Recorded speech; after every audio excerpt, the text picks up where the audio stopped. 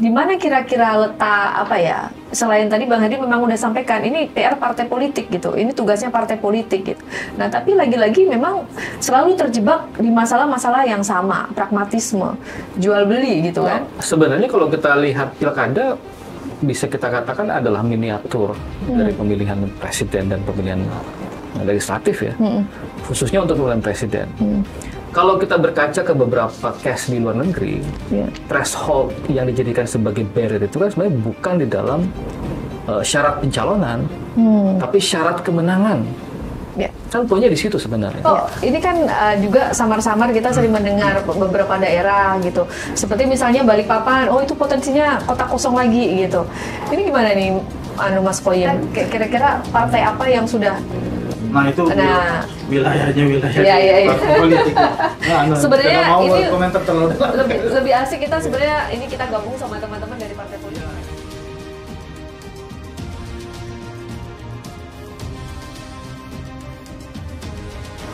Assalamualaikum warahmatullahi wabarakatuh. Senang sekali saya Tiwa Yuni bisa kembali menemani Sobat Busam ID dalam podcast kali ini di Ngobrol Politik. Dan sebagaimana kita ketahui bahwa saat ini penetapan pasangan calon kepala daerah yang akan ditetapkan oleh KPU, suhu politik di Kalimantan Timur atau secara umum di Indonesia semakin tinggi. Dan sebelumnya kita tahu juga bahwa fenomena terjadinya kota kosong di beberapa daerah ini cukup menggelisahkan masyarakat pemilih itu sendiri gitu. Bagaimana mungkin masyarakat akan dihadapkan dengan tidak adanya pilihan gitu. Dan saat ini kebetulan kita sudah mengundang dua narasumber yang pada siang hari ini menemani saya dalam podcast Ngobrol Politik. Kita sapa beliau. Yang pertama adalah Bang Herdiansah Hambiah, yang beliau biasanya beken dipanggil Bang Castro. Kalau saya pribadi memanggilnya Bang Herdi. Apa kabar Bang? Sehat? Alhamdulillah sehat, Mbak. Alhamdulillah. Beliau ini cukup pedas biasanya mengomentari dinamika politik yang ada di tanah air ini, apalagi di Kaltim ya. Dan narasumber kita kedua adalah Komisioner KPU dari KPU Provinsi Kalimantan Timur, Divisi Sosialisasi dan Parmas dan SDM, Mas Abdul Qoyim. Saya lebih akrab memanggil beliau Mas karena dulu pernah jadi teman sejawat ya. Mas Qoyim, apa kabar? Alhamdulillah. Baik, kita ke Bang Herdi dulu mungkin. Jadi Bang Herdi, kita kan tahu bahwa fenomena terjadinya kota kosong ini dari tahun ke tahun ya. Kalau kita ingat kita flashback kemarin dari pemilu 2015 itu dan sampai 2020 terus meningkat gitu. Nah, bahkan banyak yang mewacanakan atau memprediksikan bahwa untuk pemilu berikut ini yang Pilkada 2024 akan terjadi juga peningkatan terjadinya kota kosong itu. Nah ini bagaimana ini? Fenomena apa sebenarnya yang terjadi kalau dari pandangan Bang Herdi ini? Ya, saya mau straight to the point aja ya. Problem mendasar sebenarnya adalah ada semacam kegagalan dari partai politik. Kalau urusannya adalah urusan ketiadaan alternatif calon, maka ya kalau kita lacak problemnya ada pada partai politik, akarnya ada di sana gitu. Ada semacam upaya mengkooptasi atau mengendalikan partai politik, di drive sesuai dengan selera si empunya gitu ya. Nah kalau kita petakan sekarang secara politik, yang mendrive partai politik itu adalah mereka-mereka yang punya modal, terutama para pengusaha-pengusaha ya. Ada semacam karakteristik di dalam partai politik sekarang, di mana kendali penuh ada kepada mereka-mereka yang punya modal besar gitu.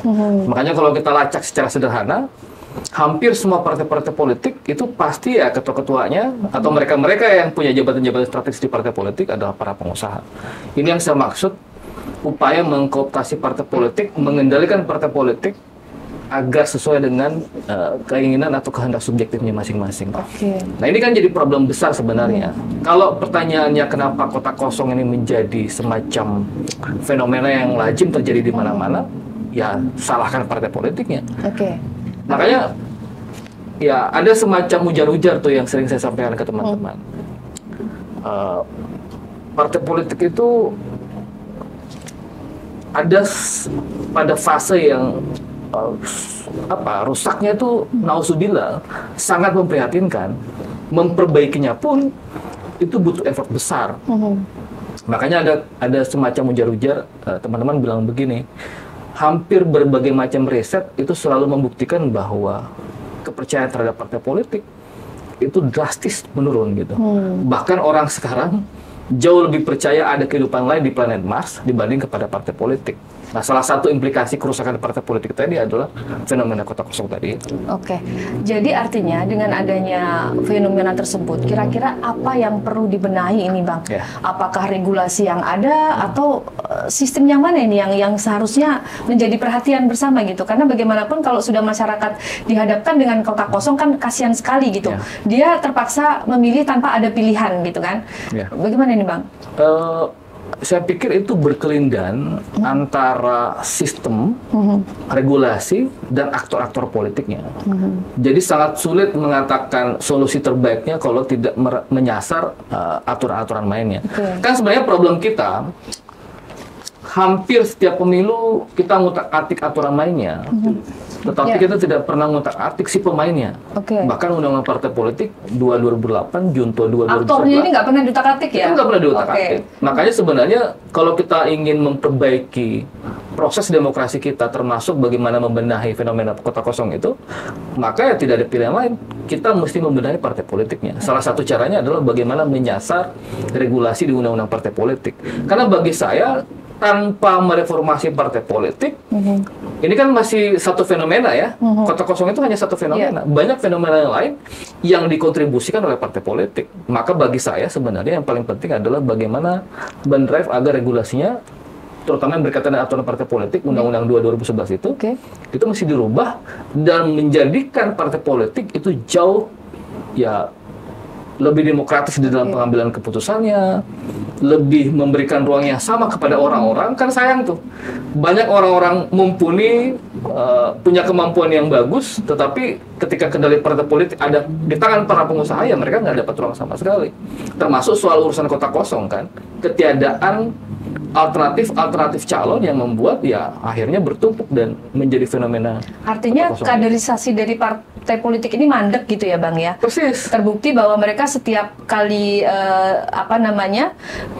penyelenggaraan pilkada begini selalu tidak siap gitu, selalu kayak modelnya kayak kalau orang Jawa bilang nabyak-nabyak gitu kan, nabyak-nabyak gitu, mencari sosok-sosok dan bingung dengan figur yang mau dicalonkan. Nah, ini apa kira-kira berkorelasi juga dengan persyaratan untuk mengajukan bakal calon ini gitu, karena kan kita tahu bahwa 20% jumlah kursi dan atau 25% perolehan suara gitu. Ya, suara sah gitu. Nah, ini artinya apa? Terlalu berat gitu ya, ambang batas yang sudah ditentukan KPU ini. Mungkin kalau misalnya itu bisa diturunkan sedikit, bahkan ada wacana juga kemarin yang sempat rame ya, ambang batas seharusnya nggak usah gitu. Jadi banyak peluang-peluang dari calon-calon yang tadi Bang Herdi bilang kalau orang-orang yang punya potensi tapi tidak bisa menjangkau angka itu gitu. Selain itu pragmatisme partai di sini kan sangat besar ya, Bang Herdi, iya nggak?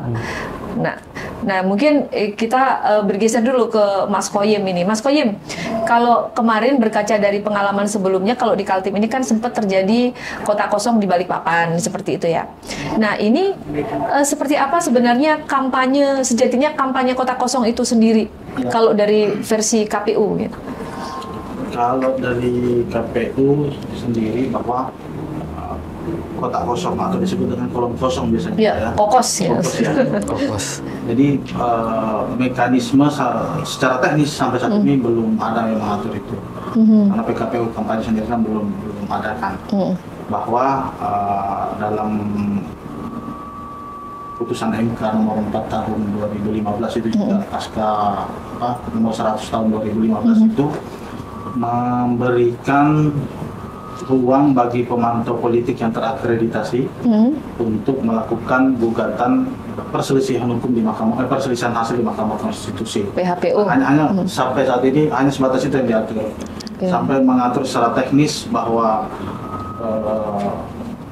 ada tim khusus mungkin yang mengkampanyekan kolom kosong ini, belum ada yang mengatur sama itu. Dan itu menjadi saya berbagai jurnal dan berbagai berita-berita juga menjadi perbincangan yang hangat juga di tingkat nasional, bahwa seyogianya juga berlaku adil antara pasangan calon dan dengan kolom kosong ini. Dan kolom kosong. Mereka juga harus ada tim kampanyenya sehingga nanti berlaku adil terhadap kedua pasangan ini, ya kan? Karena bagi penyelenggara itu nantinya pemilih kolom kosong itu tetap juga menjadi bahan sosialisasi kita, karena pilihannya bukan lagi mencoblos pasangan A atau pasangan B, tetapi setuju dengan tidak setuju. Tapi ini sebenarnya menjadi beban nggak sih buat KPU? Misalnya terjadinya majunya calon tunggal ini gitu. Karena bagaimanapun kan, ya itu tadi kembali bahwa regulasinya sendiri, bagaimana cara mengkampanyekan apa itu kan masih belum gitu. Ya kalau dari sisi KPU, kalau kami ini kan eksekutor Mbak, bahwa produk-produk hukum itu semuanya di pusat sana lah ya mengatur, dan itu lagi-lagi bahwa PKPU apa segala macam itu kan melalui konsultasi ke Komisi 2, dan itu juga ya lagi-lagi muaranya tadi itu ke partai politik sebenarnya kalau kita kaji lebih dalam, ya kan. Kalau bagi kami di penyelenggaraan ya apapun itu, karena sebagai eksekutor apapun regulasinya itu yang kita jalankan. Terkait dengan mekanismenya itu sudah diatur dengan aturan mainnya sudah diatur masing-masing lah. Ya, bagaimana mengkampanyekan, kemudian bagaimana nanti sosialisasinya. Nah, lantas apa ini Mas? Langkah KPU untuk mensosialisasikan supaya partisipasi pemilih tetap tinggi walaupun misalnya ada daerah nanti yang ternyata calon tunggal gitu. Ya, memang salah satu diskusi yang sering muncul di kami sebagai penyelenggara bahwa kolom kosong itu sangat berpengaruh terhadap partisipasi pemilih kita yang rendah, karena itu juga berdasarkan hasil riset ternyata Mbak, itu bahwa berdasarkan hasil riset bahwa kolom kosong itu sangat berpengaruh terhadap partisipasi pemilih kita yang rendah. Apa yang harus kita lakukan? Melakukan sosialisasi secara masif, bahwa ada memberikan pendidikan politik kepada masyarakat bahwa tidak datang ke TPS itu atau tidak memilih itu bukan jawaban dari kolom kosong itu. Ya, bahwa tetap kalau proses demokrasi itu ekspresif kan, bahwa prosesnya memilih itu adalah ekspresif, bahwa memilih itu enggak harus diekspresikan dengan coblosan. Artian kalau kita ada kolom kosong, ketika dia setuju dengan pasangan yang ada maka dia coblos dengan pasangan yang ada. Tapi ketika dia tidak setuju maka dia coblos kolom kosong. Artinya jangan sampai golput ya, karena partisipasi itu lagi-lagi diukur itu bukan dari suara sah yang ada di pasangan calon, tetapi suara sah yang datang ke TPS. Apakah nanti yang menang itu adalah kolom kosong atau pasangan calon, itu tergantung dari pilihan masyarakat nanti. Kita nggak cukup dengan menggumul-gumul saja bahwa dengan kolom kosong tanpa harus diekspresikan dengan datang ke TPS nggak cukup juga. Lantas kira-kira kalau di Kaltim ini, kalau dari kacamatanya KPU selama ini yang sudah memproses pendaftaran begitu ya, berapa banyak sih potensi calon tunggal yang akan ada ini gitu? Sudah bisa tergambar belum Mas? Nah, kami kalau untuk gambarannya belum ada, cuman tahapan-tahapannya sudah kami siapkan semuanya, bahwa nanti mekanismenya itu di tanggal 27 sampai tanggal 29 itu dalam masa pendaftaran. Kalau kemudian nanti di masa pendaftaran itu hanya ada satu pasangan calon saja yang bisa yang mendaftar, maka nanti dilakukan sosialisasi selama 3 hari, kemudian dilakukan penundaan tahapan dulu, perpanjangan 3 hari. Itu tahapan-tahapan yang sudah diatur di kami.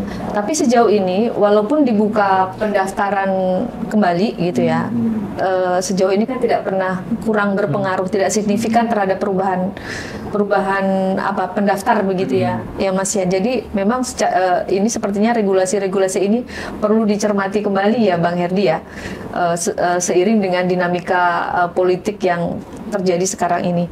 Nah mungkin kembali ke Bang Herdy, kira-kira Bang Herdy, tadi kita kembali berbicara masalah penyebab kotak kosong ini gitu. Nah ini kan sejauh ini partai politik sendiri itu akibat mungkin dari aturan yang ambang batas tadi mungkin terlalu tinggi sehingga mereka yang tidak mendapatkan kursi yang banyak, misalnya cuma 2 kursi, 3 kursi gitu, mindsetnya sudah pragmatis banget. Jadi dia bukannya lagi berpikir bagaimana mendorong supaya melahirkan figur-figur yang layak untuk menjadi kepala daerah, tapi justru ke masalah bagaimana supaya dia dapat peluang itu aja. Ini gimana nih Bang Herdy? Di mana kira-kira letak apa ya? Selain tadi Bang Herdy memang udah sampaikan ini PR partai politik gitu. Ini tugasnya partai politik gitu. Nah, tapi lagi-lagi memang selalu terjebak di masalah-masalah yang sama, pragmatisme, jual beli gitu kan? Ya. Gimana nih?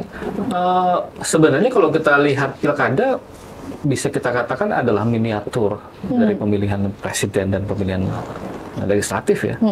Khususnya untuk pemilihan presiden. Kalau kita berkaca ke beberapa case di luar negeri, threshold yang dijadikan sebagai barrier itu kan sebenarnya bukan di dalam syarat pencalonan, tapi syarat kemenangan. Kan poinnya di situ sebenarnya. Nah problemnya kenapa kemudian aturan soal threshold, baik di pemilu ataupun di pilkada, 20 dan 25% itu ditanamkan di dalam regulasi. Saya memandangnya sebenarnya ada semacam upaya untuk mendominasi pentas politik itu.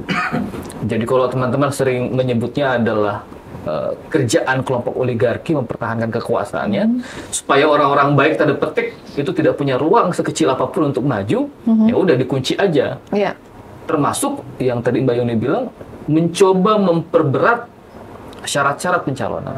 Kan bukan hanya soal 20-25%, bahkan syarat-syarat pencalonan untuk pintu calon independen, itu kan juga diperberat. Gitu. Makanya banyak orang yang belum bertanding itu sudah lempar handuk duluan gitu.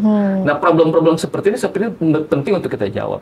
Saya pribadi sendiri melihat soal barrier itu tidak menjadi hal yang kita butuhkan di dalam demokrasi ini, kecuali tadi barrier itu, threshold itu hanya kita gunakan ketika menghitung angka kemenangan. Jadi barrier dan threshold hanya di hilirnya, bukan di hulunya. Jadi dalam soal berpikir bagaimana threshold itu kita gunakan, itu juga sudah keliru sebenarnya dari awal. Jadi kalau saya memang satu, mesti kita refleksikan ulang bagaimana mencoba mendesain ulang pemilihan kepala daerah kita, supaya kemudian pentas elektoral seperti ini itu jadi panggungnya orang banyak. Nah kalau dia misalnya calon tunggal, kolom kosong atau kotak kosong, dengan berbagai macam variasi istilah itu, kan pada akhirnya apa yang seringkali kita sebut sebagai pesta demokrasi, itu tidak terjadi kan. Itu malah jadi pestanya para oligarki. Pestanya orang-orang yang hanya bisa mencalonkan diri dan hanya mengunci bahwa hanya dia yang bisa mencalonkan diri. Gitu. Bagaimana dengan hak publik untuk turut serta di dalam pesta demokrasi? Itu kan nggak ada hak sama sekali kalau kemudian yang muncul adalah fenomena kotak kosong. Artinya boleh dibilang kalau pendapat Bang Herdy itu ambang batas itu tidak ada urgensinya sebenarnya. Tidak ada urgensi, bahkan kalau saya dia itu dihapuskan aja. Cuma problemnya dari dulu, baik di pilpres, barrier di pilpres, yang presidential threshold, sampai ke soal threshold di tingkat pemilihan kepala daerah tetap dipelihara gitu kan. Kalau kita mau lacak intensinya apa, motifnya sebenarnya apa memelihara threshold itu? Kan jelas kebaca itu bahwa motif utamanya adalah bagaimana mempertahankan kekuasaan itu hanya akan dimiliki oleh orang-orang tertentu. Ya para oligarki ini, para pengusaha-pengusaha ini, klan politik, dinasti dan lain sebagainya, hanya itu akan menguasai pentas politik 5 tahun, 10 tahun ke depan. Faktualnya begini, yang bertarung di pilpres kemarin juga kan ketahuan, hanya orang-orang itu kan. 10 tahun yang lalu, yang bertarung sekarang juga orang-orang yang sama. Gitu. Jadi kita tidak melihat generasi-generasi baru yang muncul. Jadi tidak ada semacam sirkulasi elit politik menghadirkan orang-orang baru. Ini kan yang merusak demokrasi kita. Padahal secara demokrasi itu adalah bagaimana ada proses sirkulasi kepemimpinan, dan itu tidak terjadi kalau kemudian yang muncul adalah fenomena kotak kosong. Oke. Kembali ke Bang Qoyim. Bang Qoyim, sekarang masuk tahap apa ini KPU? Kalau di kami ini ada 2 tahap yang sedang kami ini. pemutaran data pemilih nanti tanggal 10 dan 11 teman-teman di KPU Kabupaten Kota itu melakukan rapat permohonan terbuka di kabupaten kota masing-masing untuk rekap di tingkat kabupaten. Kemudian sedang memang yang dipersiapkan ini adalah pencalonan. Pencalonan itu saat ini kami harus koordinasi dengan beberapa pihak untuk memastikan fasilitas-fasilitas nanti proses pencalonan itu, karena kan kita banyak melibatkan pihak-pihak terkait nanti, termasuk nanti dinas kesehatan. Dalam hal ini cara pemeriksaan kesehatannya kan nanti kan medical check-up-nya kan harus dilakukan di KPU kan. Itu yang sedang kita persiapkan. Kemudian yang ketiga itu berkaitan dengan sosialisasi secara masif. Memang sosialisasi secara masif yang kita instruksikan kepada teman-teman di Satgas. Jadi ketiga tahapan itu yang sedang kita. Kalau untuk target sendiri ini Mas, KPU ada target berapa ini partisipasi pemilih? Ya, kalau berkaca dari pilkada sebelumnya itu dikatakan bahwa sangat rendah. Sangat rendah, di bawah 50 bang.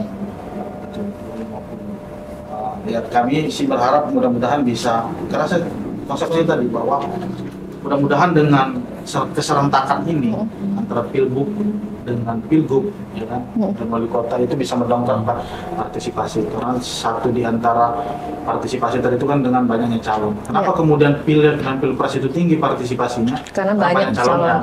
Mudah-mudahan dengan pilkada serentak ini figur-figur yang menggairahkan untuk dipilih sebenarnya ya. Semakin ya, mudah-mudahan kita bisa menyamai lah untuk di pileg. Mudah-mudahan nggak ada kota kosong juga ya. Mudah-mudahan. Kira-kira kalau ini kan juga samar-samar kita sering mendengar beberapa daerah gitu, seperti misalnya Balikpapan, itu potensinya kota kosong lagi gitu. Ini gimana nih Mas Qoyim? Nah, kalau di kami secara secara tahapan. Kalau secara tahapan itu tidak mengganggu sih kalau. Maksud saya gini, secara tahapan itu kan sudah bisa dinilai nih, kita kira-kira partai apa yang sudah. Nah itu wilayahnya politik. Sebenarnya ini terlalu lebih asik kita sebenarnya ini kita gabung sama teman-teman dari partai politik. Tapi saya sebenarnya sudah mengundang, tapi beliau belum ada yang berani karena memang ini masih masa-masa kritis gitu ya. Masih masa-masa kritis. Nanti kalau sudah jelas baru kita Mbak kita podcast katanya gitu. Nah baik, saya ingin ada closing statement deh dari Bang Herdi sebelum kita tutup podcast ini. Next time kita ada part 2 untuk ngobrol politik ini, mungkin kita akan berdampingan dengan teman-teman politisi. Tunggu mereka sudah memastikan siapa yang diusung gitu. Insya Allah itu kalau dalam momen itu mereka pasti mau gitu. Ya, mungkin dari Bang Herdi dulu Bang. Ya, sederhana sih begini, hampir setiap kesempatan saya selalu bilang ke teman-teman, siapapun itu, bahwa berpolitik itu tidak bisa kita hindari gitu ya. Termasuk tadi Bung Qoyim bilang, kalaupun kota kosong, pada akhirnya harus kita terima dan bukan berarti menghalangi sekat atau menjadi sekat dalam partisipasi kita gitu ya. Karena itu hak konstitusi juga. Persis. Dan berpolitik seperti yang saya bilang tidak bisa kita hindari. Makanya cara terbaik adalah bagaimana memberikan ruang bagi diri kita sendiri untuk mencoba mengendalikan politik. Karena kalau nggak berpolitik, justru kita yang akan dikendalikan oleh politik. Kita akan digilas oleh politik. Betul. Oke.